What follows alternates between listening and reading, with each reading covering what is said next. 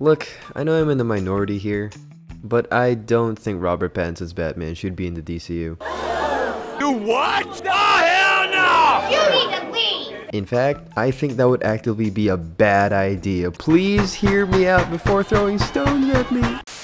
Ever since the Superman movie came out, everyone and their grandmas have been posting about how perfect it would be for David Corenswit's Superman and Robert Pattinson's Batman to be each other's Batman and Superman. Everyone talks about how amazing they would be as a duo. People are constantly bringing up shots they have that are identical, the similar cinematography their movies had, and the large amount of fan art they have together. There's so much. It's clear that everyone loves this pairing, and I am not gonna lie, I love it too. When I see these two paired up together, I'm not gonna pretend like I don't see the vision. Whoa, how did that get in there?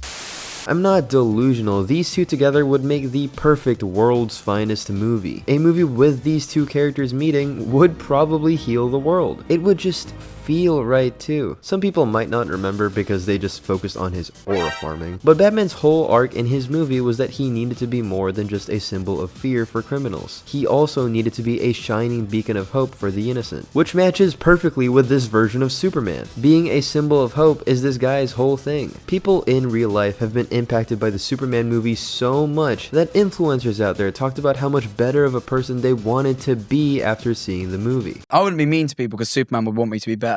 I keep thinking that in my life. Genuinely. And when I go to do something that I don't think is like 100% right, I go, Superman would want me to be better. Like when? Like when? It's like little things. He's just making me a better person. I just like that I've been happy since I watched the film and I feel like I want to be a better person. So yeah, these two as a pairing would make thematic sense too, because Superman could help teach Batman to be more hopeful and positive, the way he taught the whole world to be optimistic again. I swear, if I get another Hopecore video with punk rocker in the background, I'm gonna lose my mind. Nah, I'm kidding. I love those videos. Cause I'm a punk rocker, yes I am. People online are also just always explaining and debating why it would be a good idea and that James Gunn and Matt Reeves need to make the pairing happen. But I don't think it would be a good idea. As much as I agree with everyone that it would be really cool, there's just too many things holding this back for me. To start off, I think a reason this shouldn't happen is because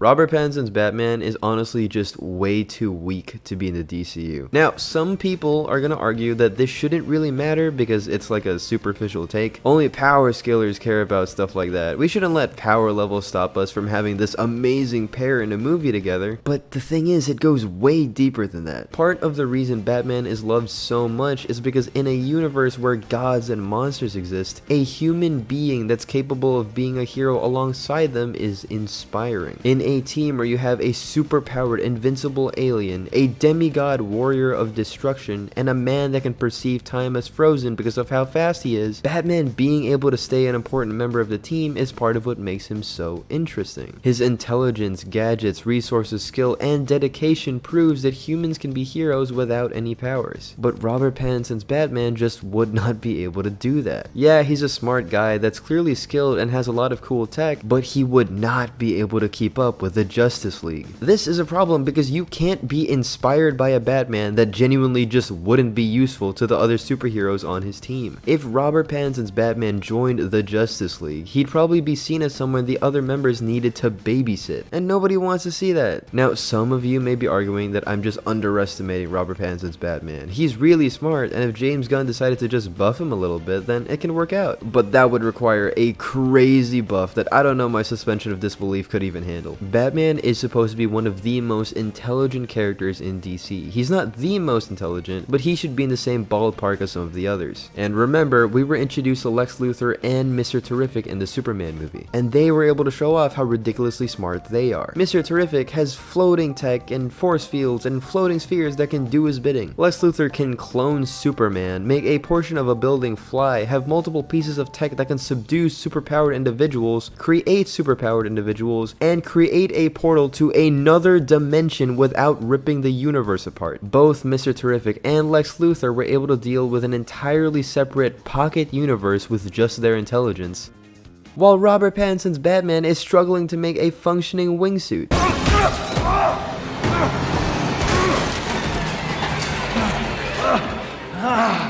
Dude, he is not on the same level as these guys. He would be completely irrelevant if he were to be in the same universe as them. Lex Luthor is one of the most prideful characters ever, and even in the comics, he admits that Batman is someone that matches his intellect. Superman, I am the most intelligent person on the planet. And wait, Batman is dead, yes? Yes. Right, then I am the most intelligent person on the planet. And dude, that's crazy. But I feel like Nicholas Holt's Lex Luthor wouldn't even really care about Robert Pattinson's Batman because he doesn't even have a plane yet. Again, I know some people aren't going to think this is that important, but part of what makes Batman so inspiring to people is the fact that against all odds, he's able to keep up with other godlike superheroes. But Robert Pattinson's Batman would just be completely outclassed and useless. Another reason why it wouldn't work is because this one's going to be a lot easier to explain. But this version of Batman is clearly tackling a younger version of the character. He seems to be around 30 years old, which people would use as an argument as to why he could work in the DCU, because Superman was also revealed to just be around 30 years old. But there's still an issue here. James Gunn mentioned that for the upcoming Batman movie in the DCU, there's gonna be a Robin in the movie. Which I'm just so happy to hear, by the way, because I need to see Robin in live action. No, not you. James specifically said that it was gonna be Damian Wayne. At this point, you should see where the problem is. This version of Batman just started his career. He could not have had a child with Thalia yet, and more importantly, he couldn't have had multiple Robins yet. Rumor has it that the Batman 2 is gonna feature a Robin also, which I think would be fine if it were the start of Dick Grayson.